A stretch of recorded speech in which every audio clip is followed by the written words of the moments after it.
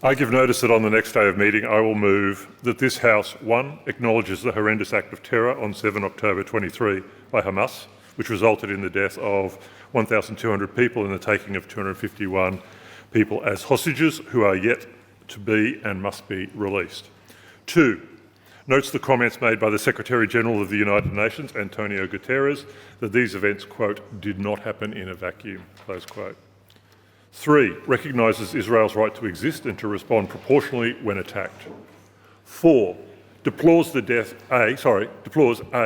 of more than 61,000 Palestinians.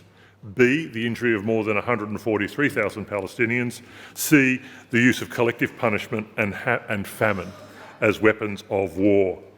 5, states unequivocally that these actions at the behest of the Israeli Netanyahu Government do not in any way represent a proportionate response, but rather constitutes genocide. 6, condemns the Netanyahu Government intention to occupy Gaza. 7, welcomes the announcement from the federal government that they will recognise Palestine as a sovereign state.